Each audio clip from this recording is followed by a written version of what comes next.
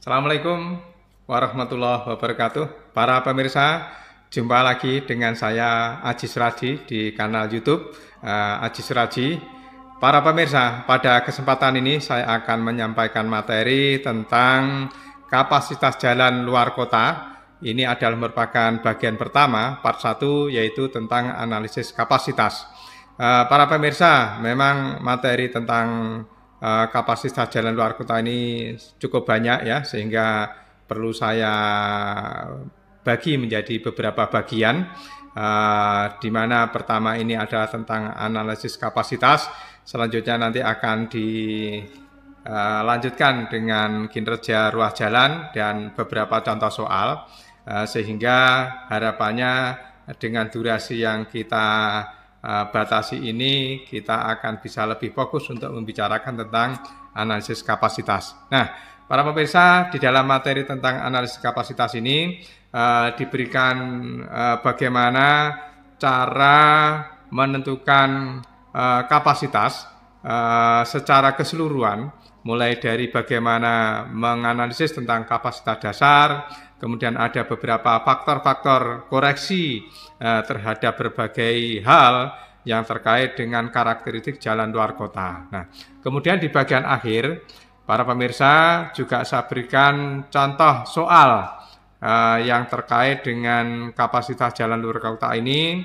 Saya berikan contoh yang sederhana supaya bisa mudah dipahami oleh para pemirsa sehingga bisa menangkap bagaimana materi ini. Nah, memang ada beberapa saat nanti akan saya berikan contoh perhitungan yang lebih kompleks, lebih variatif, yang akan saya sampaikan secara live ya. Untuk itu para pemirsa silahkan di monitor di kanal YouTube saja saya.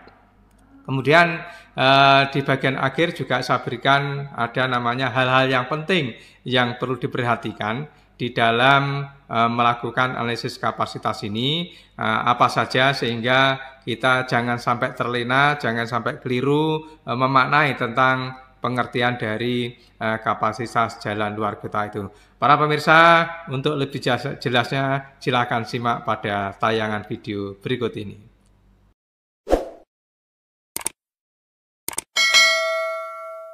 Baiklah, para pemirsa, saya akan jelaskan tentang topik kali ini, yaitu tentang kapasitas jalan luar kota, part 1, yaitu tentang analisis kapasitas. Ya, baiklah, para pemirsa, sebelum masuk kepada materi yang lebih rinci, saya mencoba untuk menyampaikan tentang bagaimana sebenarnya pengertian dari jalan luar kota itu, ya.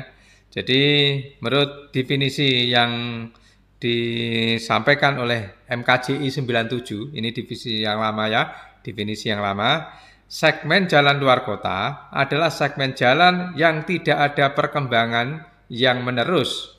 Ini jadi yang menerus pada setiap sisi jalan. Walaupun mungkin terdapat beberapa perkembangan permanen seperti rumah makan, pabrik atau perkampungan, ya. Ini ada catatan bahwa kios kecil dan kedai di sisi jalan bukan merupakan perkembangan permanen. Jadi ini bukan merupakan pembangunan permanen lah, begitu kira-kira. Nah, jadi intinya jalan luar kota ini adalah tidak ada perkembangan yang menerus. Artinya bangunan-bangunan rumah itu spot-spot begitu ya, kira-kira seperti itu. Tapi kan ini barangkali definisi saat ada suatu ketika nanti pembangunan jalan itu akan penuh di sepanjang jalan itu sendiri. Oleh karena itu menurut saya definisi ini menurut saya masih terlalu sangat terbatas. Tapi intinya adalah jalan luar kota itu adalah di mana tidak ada pusat-pusat kegiatan di dalam kota, sehingga perjalanan antar kota itu disebut dengan jalan luar kota, ya. Oke, nah dari situ saya mencoba untuk memformulasikan apa sebenarnya ciri-ciri utama dari jalan luar kota itu. Ini. Yang pertama, pengguna jalan itu yang jelas jarak jauh karena antar kota. Walaupun di dalam pengguna jalannya pasti ada kombinasi yang spot-spot di kampung-kampung di sekitarnya. Tetapi dalam arti pengertian luas adalah memang jalan antar kota itu adalah untuk perjalanan jarak jauh. Soal jarak jauhnya seperti apa ya antar kota itu sendiri, karena antar kota itu bisa dikembangkan masih dalam satu provinsi atau antar provinsi, bahkan bisa antar pulau, bahkan ke depan bisa antar negara ya. Kemudian berikutnya lebih banyak didominasi oleh kendaraan besar, apakah itu bis besar maupun truk besar. Nah, ini memang sangat relevan dengan PKJI 2023 bahwa ternyata jalan kota itu tidak tidak memasukkan bahwa truk besar dan bis besar itu ada di dalam perkotaan. Nah, ini yang agak unik. Nanti di lain kesempatan kita akan diskusi. Jadi PKJI itu di dalam perkotaan itu tidak mengenal atau ya tidak memasukkan sebagai suatu suatu objek bahwa kendaraan besar, baik itu truk besar maupun bis besar itu masuk dalam kajian jalan kota. Nah, sehingga boleh kalau itu negasinya berarti artinya jalan luar kota itu adalah untuk kendaraan besar. Karena jarak jauh jelas kecepatan tinggi. Kenapa? Nah, kalau jarak jauh kecepatannya tidak tinggi ya kapan sampai lokasinya? Ada semacam target tentang destination berapa waktunya. Ini juga menjadi indikator bagi perjalanan luar kota waktu tempuh itu. Oke, kemudian tidak banyak persimpangan. Ya, tidak banyak persimpangan dibandingkan dengan simpang-simpang yang di dalam perkotaan ya. Kemudian aktivitas samping relatif rendah. Betul, kalau dibandingkan dengan jalan perkotaan memang relatif rendah, tapi bukan berarti tidak ada sama sekali. Mesti ada spot-spot tertentu, ada aktivitas samping jalan yang beberapa dilakukan oleh masyarakat sekitar. Oke. Nah, kemudian berbicara tentang jalan luar kota, itu sebenarnya ada dua hal yang menjadikan kriteria. Yang pertama disebut dengan segmen umum. Segmen umum ini bisa dikatakan adalah suatu jalan di mana kondisinya adalah kelandaiannya adalah datar. Nah, kelandaiannya datar. Nah, di dalam standar untuk perhitungan kapasitas memang nanti ada jalan datar ya. Kemudian untuk segmen khusus ini sebenarnya pengertian khusus itu artinya apa? Ya tidak datar begitu ya. Kelandaian yang tinggi dan panjang sehingga kalau itu yang dimaksud berarti perbukitan dan gunung itu. Nah, biasanya di dalam desain jalan itu tentunya dilengkapi dengan lajur pendakian. Nah, sehingga apa yang disebut dengan kapasitas itu sendiri, jadi kapasitas suatu segmen khusus itu segmen dengan kelandaian khusus dihitung sama seperti untuk segmen umum menggunakan persamaan 3:1, tetapi nilai CO dan PFA-nya yang berbeda. Ya, nanti ada tabel-tabelnya untuk melihat bagaimana sebenarnya perhitungan untuk segmen umum maupun segmen khusus. Oke, lanjut para pemirsa. Jadi terkait dengan analisis kapasitas, memang kondisi jalan itu ya ada berbagai macam. Setidak-tidaknya ada terbagi dan tidak terbagi ya. Nah, untuk itu, untuk jalan yang tak terbagi, berarti tidak ada medianya ini pengertiannya. Perhitungan dan analisis kapasitas dilakukan sekaligus. Ya, jadi langsung satu kesatuan, yaitu dua arah berdasarkan arus total dua arah, kecuali untuk segmen khusus. Artinya bahwa segmen khusus itu dihitung tersendiri. Bagaimana kalau segmen khusus? Itu nanti ada metodenya. Nah, kemudian untuk jalan yang terbagi, berarti jalan yang ada medianya, perhitungan dan analisis kapasitas dilakukan untuk masing-masing arah, berdasarkan arus lintas masing-masing arah. Ya, betul. Jadi, para pemirsa, median itu memang menjadi pembatas bagaimana interaksi antar arah. Antara normal dan oposit itu dipisahkan oleh median itu sendiri. Sehingga tidak boleh digabung, karena tidak ada berapa persen yang akan menyeberang di lajur yang berlawanan, tidak mungkin. Walaupun memang ada U-turn, tetapi di dalam analisis ini U-turn bukan merupakan perpindahan lajur dari yang normal ke opposite. Ya. Oke, kemudian selanjutnya tentang analisis kapasitas sendiri dihitung dari perkalian CO. CO itu adalah kapasitas dasar dengan faktor-faktor koreksi. Apa itu? Yaitu ada faktor lebar lajur, kemudian ada pemisah arah, kemudian ada hambatan samping. Ya. Secara formulasi ada di dalam persamaan 31 dinyatakan di sini bahwa C sama dengan CO dikalikan dengan FCL dikalikan FCPA dikalikan dengan FCHS, ya, di mana CO ini adalah kapasitas dasar, kemudian FCL ini adalah faktor bagaimana koreksi kapasitas akibat lebar lajur jalan yang tidak ideal. Jadi koreksi-koreksi ini memang tidak ideal, dalam itu tidak berdasarkan pada kondisi normalnya sehingga perlu dikoreksi. Nah, kemudian FCPA itu adalah faktor koreksi kapasitas akibat pemisahan arah arus lalu lintas. Faktor ini hanya berlaku untuk jalan yang terbagi, betul. Jadi, untuk jalan yang tidak terbagi maksud saya. Jadi, karena jalan tidak terbagi itu tidak ada median, berarti antara arah normal dan oposit lalu lintas itu bisa saling nyebrang, tergantung markanya dan tergantung kepada tingkat kedisiplinan para pengguna. Tapi intinya adalah ada namanya faktor PA untuk jalan yang tak terbagi. Kemudian berikutnya adalah faktor FCHS. Apa itu? Yaitu faktor koreksi kapasitas akibat adanya hambatan samping dan ukuran bahu jalan yang tidak ideal. Nah ini, jadi hanya 3 sebenarnya ya kalau kita rangkum ini faktor-faktornya yang menjadi koreksi terhadap kapasitas dasar, yaitu akibat lajur, kemudian pemisah arah, dan hambatan samping. Nah, kita awali tentang CO atau C0 ya. Jadi kapasitas dasar itu dihitung atau ditentukan berdasarkan dengan kualifikasinya seperti apa. Jadi ini ada di dalam tabel 31 untuk segmen yang jalan umum. Jadi jalan umum ini seperti itu, cuma di bukunya PKJI ini kurang ada kata-kata umum sih. Jadi segmen jalan umum begitu mestinya ya, ini maklum ya, PKJI kurang cermat sehingga nanti mungkin kalau ada edisi revisi mestinya ini ada tambahan untuk umum ya. Ini baik itu tipe 2 lajur 2 arah tak terbagi maupun 4 lajur 2 arah terbagi. Oke. Jadi seperti ini para pemirsa, kondisi tipe alignmentnya datar, bukit dan gunung.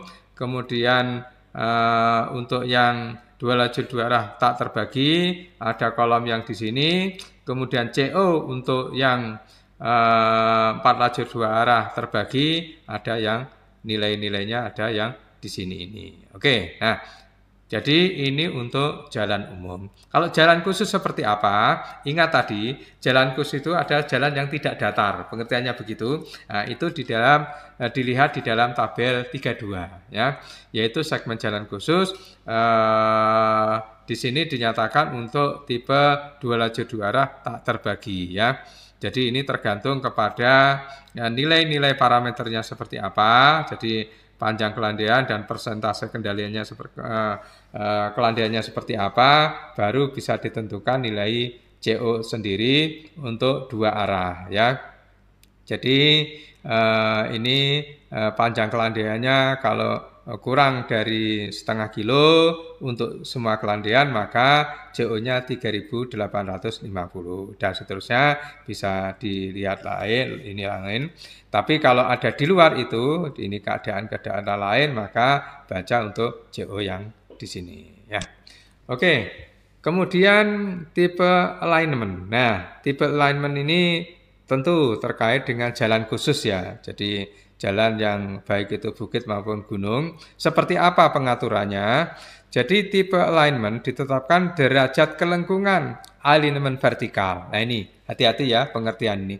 Derajat kelengkungan alignment vertikal pada segmen itu. Bagaimana mengukurnya?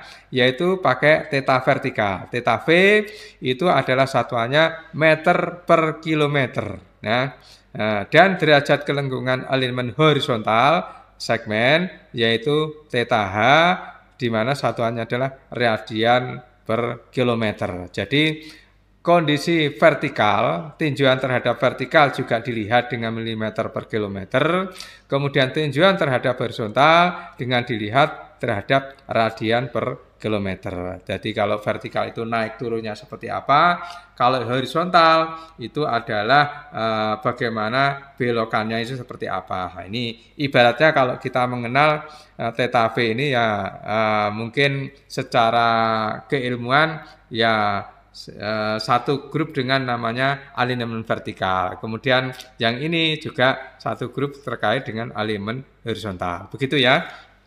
Oke, jadi seperti itu. Theta V adalah jumlah total kenaikan vertikal tanjakan dalam satuan meter di sepanjang segmen dibagi panjang segmen per kilometer. Nah, kemudian theta H adalah jumlah total sudut-sudut belokan pada tikungan, yaitu radian dibagi panjang segmen itu sendiri ya. Jadi kalau tikungannya banyak, ya berapa sudut-sudut tikungannya itu tadi? Jadi sudut tangan ya. Kalau di dalam desain tikungan itu sudut tangan itu sebenarnya. Nah, misalnya belok 3 kali, kemudian belokan pertama 10 derajat, belokan kedua 20 derajat, belokan ketiga 30 derajat, tinggal jumlah 10, 20, 30 berarti 60, berarti 60 derajat sepanjang berapa tikungan itu? Kalau itu ada di dalam 1 kilo atau misalnya 2 kilo berarti 60 derajat per 3 km. Nah, nanti tinggal dihitung, nanti ada caranya. Oke, baik itu ya. Mungkin bisa diilustrasikan di sini. Jadi ketika ini ada lengkungan, ketika kita ingin melihat bagaimana kelengkungan alignment, derajat kelengkungan alignment vertikal, bisa dilihat. Jadi tingginya itu berapa, sepanjang berapa. Nah, begitu ya para pemirsa ya. Ini saya ambilkan dari suatu gambar, kemudian untuk menunjukkan bagaimana tentang theta V dalam satuan meter per kilometer. Nah, ini barangkali secara nilai kriteria untuk tipe penilaian. Jadi untuk kriteria tipe alignmentnya itu tadi, jadi ada datar, bukit dan gunung, maka di sini adalah theta V untuk tinjauan vertikalnya meter per kilometer, kemudian theta H untuk tikungan dengan satuan radian per kilometer. Nah, ini nilai-nilainya para pemirsa. Ini kalau datar kurang dari 10, ini berarti kurang dari 10, 10 apa? 10 meter per kilometer. Ya, dan seterusnya di sini. Yang dalam kurung ini ada catatan pemirsa. Jadi yang dalam kurung itu adalah idealnya. Artinya kalau faktor koreksinya 1, tidak ada koreksi, berarti menggunakan nilai-nilai 5, 25, dan 45 itu. Begitu juga yang theta H juga ini yang dalam kurung itu adalah nilai yang untuk idealnya berdasarkan untuk kapasitas dasarnya. Nah, di sini theta H itu ibaratnya untuk lebih jelasnya itu per 1000, nah, atau per promil. Nah, begitu sebenarnya. Jadi meter per kilometer berarti kan 1 kilometer sama dengan 1000 meter, berarti 1 promil sebenarnya. Ya, kira-kira begitu cara memahaminya. Nah, kalau ini theta H itu menggunakan radian. Apa itu radian? 1 radian sama dengan 180 per pi, atau kalau kita buat derajat sama dengan 57,27. Oke, kita lanjut tentang bagaimana cara menghitung kapasitas tadi. Ada faktor-faktor koreksi, yaitu ada yang pertama, ada namanya adalah FCL, yaitu faktor koreksi kapasitas akibat lebar jalan ya, lebar lajur jalan. Kemudian FCPA ini faktor koreksi akibat adanya pemisah arah. PA itu pemisah arah. CL L-nya adalah lajur. Kemudian FCHS itu adalah faktor koreksi adanya kegiatan di sisi jalan yang menghambat kelancaran lalu lintas. Ini indeksnya atributnya HS. HS itu adalah hambatan samping ya. Oke, selanjutnya dari 3 parameter itu mari kita kupas satu persatu. Bagaimana FCL atau faktor koreksi akibat adanya lebar lajur? Maka lebar lajur itu dilihat berdasarkan tabel 34 ini ya. Seperti apa? Tentu berdasarkan tipe jalan, 4 lajur 2 arah atau 6 lajur 2 arah. Yang di bawah ini 2 lajur 2 arah terbagi. Kalau dia tak terbagi 2 lajur 2 arah. Kemudian yang atas adalah yang terbagi ada median. Oke. Kemudian kapasitasnya, ini para pemirsa, jadi kalau 2 lajur 2 arah tak terbagi, itu dilihat untuk total 2 arah. Ya. Kemudian kalau itu 4 lajur 2 arah atau 6 lajur 2 arah yang terbagi, dilihat per lajur. Sehingga nanti ketika akan mencari kapasitas dasar secara keseluruhan, ya dikalikan jumlah lajur untuk yang terbagi. Tapi untuk yang tidak terbagi, karena ini sudah langsung dilihat nilainya jadi 1, maka nanti kapasitas dasarnya itu adalah langsung total itu sendiri. Nah, sekarang tinggal FCL-nya tinggal dilihat di kolom yang paling kanan ini para pemirsa. Ingat di sini tergantung kepada lebar lajur atau jalur efektifnya seperti apa ya. Jadi lebar lajur ini sebenarnya berbicara lajur. Kalau ini sebenarnya jalur ya, makanya dia menggunakan istilah itu karena untuk 2 arah. Oke, itu untuk menentukan FCL di kolom yang sebelah kanan. Selanjutnya aspek yang berikutnya yang kedua adalah FCPA, pemisah arah. Jadi faktor koreksi akibat pemisah arah ini di sini disampaikan faktor koreksi kapasitas akibat pemisah arah arus lalu lintas untuk segmen umum yang tak terbagi itu ada di dalam tabel 35. Yang atas ini para pemirsa itu untuk yang segmen umum. Kemudian kalau yang di bawah itu adalah FCPA untuk yang segmen khusus ya. Kita lihat yang untuk segmen umum. Jadi segmen umum itu FCPA tergantung tipenya. Jadi 2 lajur 2 arah tak terbagi.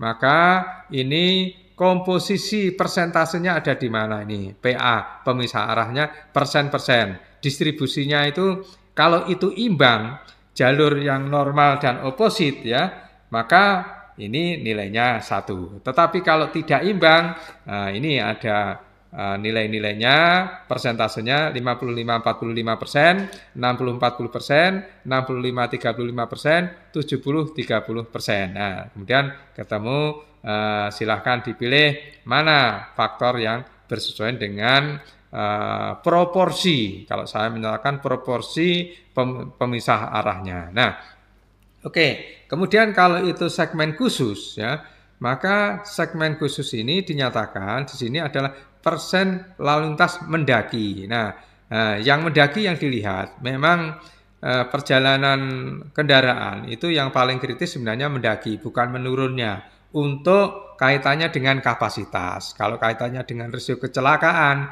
sebenarnya yang menurun itu yang paling berbahaya. Kita tidak berbicara tentang sudut pandang kecelakaan, tetapi sudut pandang tentang kapasitas, berarti persen lalu lintas yang mendaki seperti apa. Kalau banyak yang mendaki, maka nilainya adalah di sini ini, FCPA-nya 0,78 kalau itu 70. Kemudian dan seterusnya. Kalau yang mendaki itu hanya sedikit 30%, maka nilainya adalah 1,12. Oke, baiklah. Ini untuk menentukan FCPA.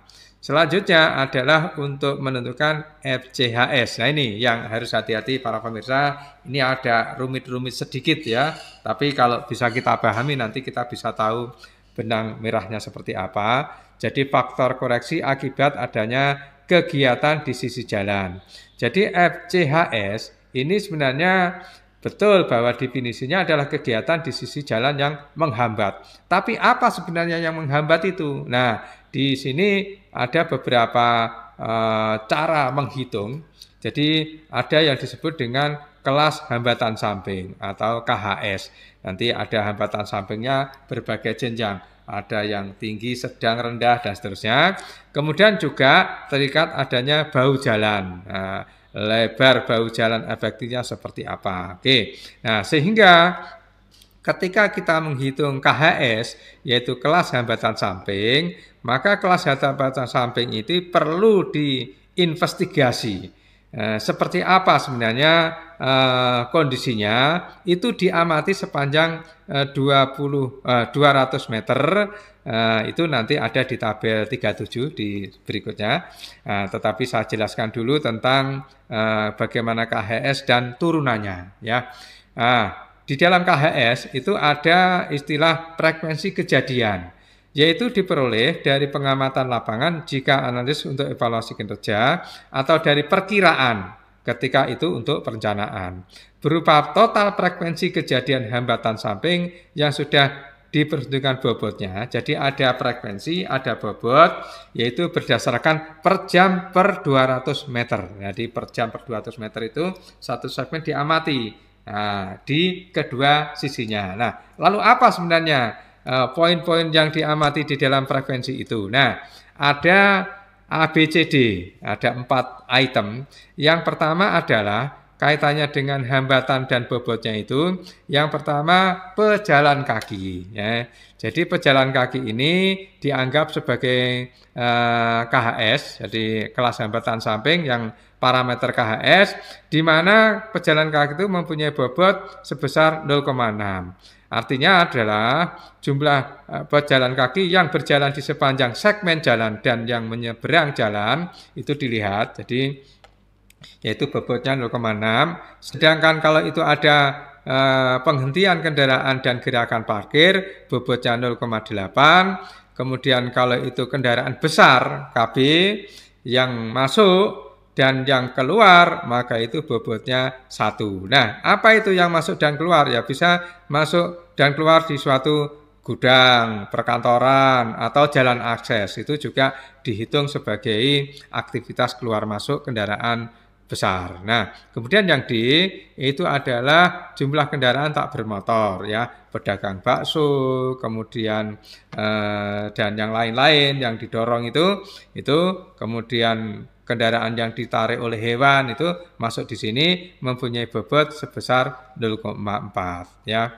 Oke, baik itu ya. Nah, lalu kalau sudah ketemu tadi poin-poin tentang perlu objek untuk diamati tadi, ada 4 tadi, pejalan kaki, parkir, kendaraan berat, KB, dan kendaraan tak bermotor. Apa itu? Kemudian diapakan? Maka dari poin ABCD tadi, frekuensinya berapa dikalikan dengan bobotnya. Nah, setelah itu maka diperoleh KHS atau kelas hambatan samping. Nah, bagaimana cara menentukan kelas hambatan samping? Ada di layar berikut ini. Dari KHS itu ada ya kelas hambatan samping sangat rendah, sedang, tinggi, dan sangat tinggi. Nah, dari mana itu? Di kolom ini PKJE menyebutkan total frekuensi kejadian hambatan samping. Total frekuensi. Sebenarnya menurut saya bukan total frekuensi. Ini sebenarnya frekuensi dikalikan dengan bobot.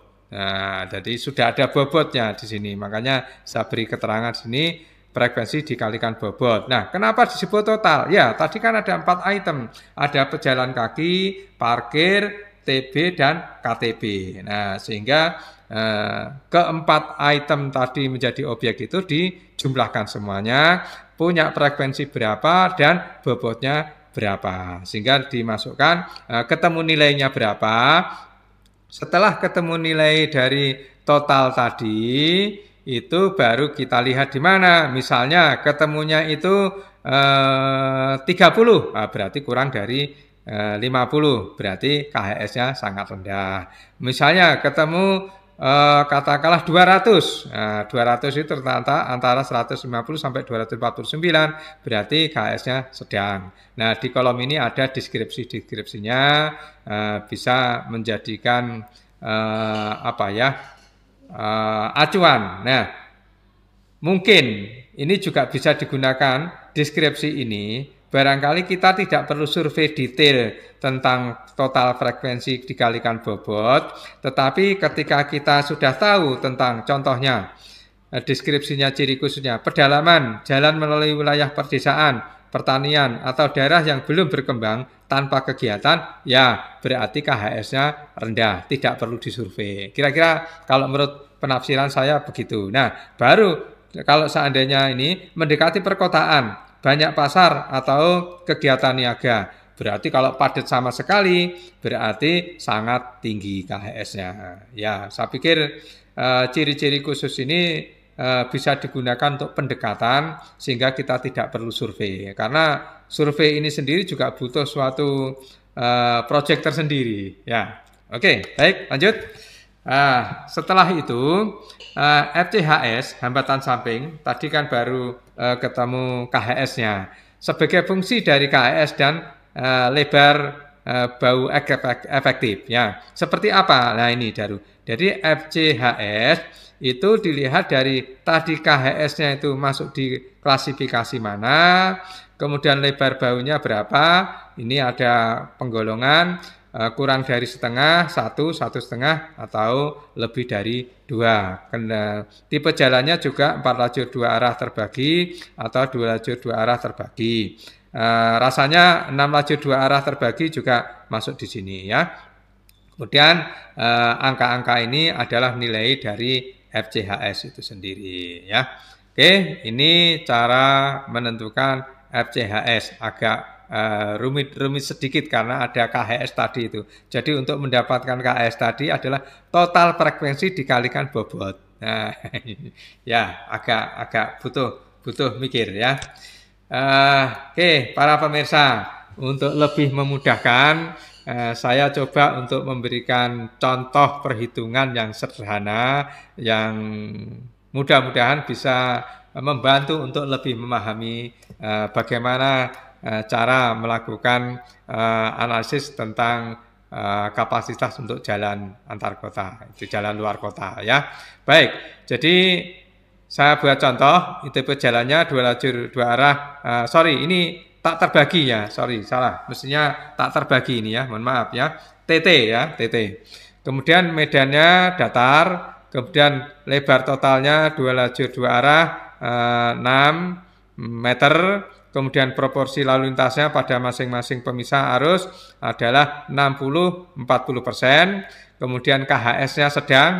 Saya tidak dalam membicarakan tentang bagaimana proses KHS-nya, tapi langsung saya beritahu bahwa KHS-nya sedang.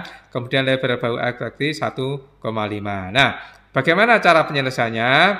Jadi cara misalnya tipe jalannya 2 lajur 2 arah tak terbagi tak terbagi. Medannya datar ya.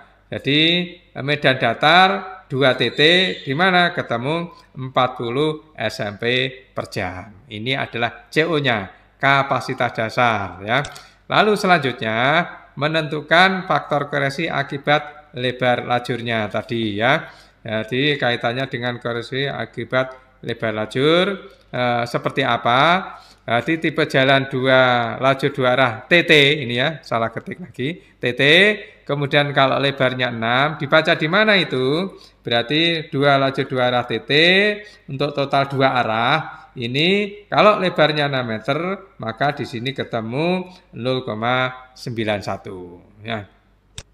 Selanjutnya menentukan FCPA, yaitu akibat pemisah arah. Nah, jadi di dalam soal proporsinya adalah 60-40%. Nah, kita lihat di tabel sini 60-40% untuk 2 lajur 2 arah TT, maka ketemu FCPA-nya adalah 0,94 ya. Ini saya lingkari untuk kriterianya, nilainya adalah 0,94 sehingga. Oke. Selanjutnya hambatan samping. Jadi FCHS sebagai fungsi dari KHS dan LBE. Ini FCHS maksudnya ya. Jadi FCHS itu seperti apa? Jadi kalau KHS-nya sedang, kemudian lebar bau efektifnya 1,5, maka bagaimana cara menentukan FCHS? Jadi 2 lajur 2 arah TT. Oke, kita pilih yang blok sini. kemudian itu kalau KHS-nya itu sedang, berarti ada di sini, kita tarik ke kanan, kemudian kita ambil pada kolom bau efektifnya, lebar bau efektifnya 1,5, maka ketemu FCHS-nya adalah 0,94 ya. Oke. Oke. Jadi itu untuk penentuan parameter-parameter faktor koreksi. Jadi kapasitas dasar sudah kita peroleh, FCL-nya sudah, FCPA sudah kita peroleh, FCHS-nya sudah kita peroleh, maka kita tinggal bagaimana menentukan kapasitas dari nilai-nilai yang sudah ada. Setelah kita masukkan rumus ini, PKJI yang rumus 31 ini, maka diperoleh kapasitas adalah 3.216 SMP per jam ya. Jadi inilah kapasitasnya. Ternyata kapasitas ini dibandingkan dengan kapasitas dasar itu lebih rendah. Kenapa lebih rendah? Karena memang kondisinya di bawah ideal. Ini ada koreksi-koreksi ini 0,91, 0,94 dan seterusnya. Tapi setidaknya kita paham ya bagaimana sebenarnya cara menentukan kapasitas. Oke. Nah, catatan penting para pemirsa, tadi yang ketika kita berbicara tentang FCHS ya, faktor koreksi akibat hambatan samping. Nah ini, jadi FCHS itu tergantung kepada KHS dan lebar bau ya, KHS. Sementara KHS ini tergantung kepada frekuensi dan bobot ya.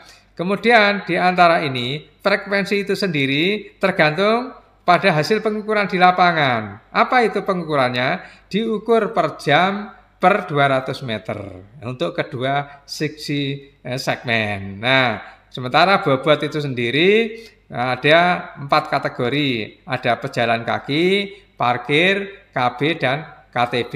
Nah, inilah para pemirsa menurut saya yang harus hati-hati kalau seandainya kita pengen untuk menentukan bagaimana FCHS atau faktor koreksi akibat hambatan samping. Memang lebih kompleks sedikit, tapi rasanya ini suatu keilmuan yang perlu kita ketahui sehingga memang hambatan samping itu tidak sederhana yang kita bayangkan. Kok bulat sekali ya? Enggak, ya memang begitulah suatu ilmu itu ya.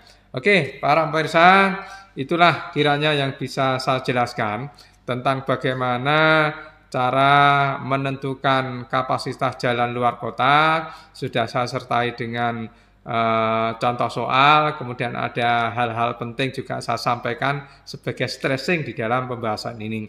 Oke, para pemirsa, semoga bermanfaat. Assalamualaikum warahmatullahi wabarakatuh.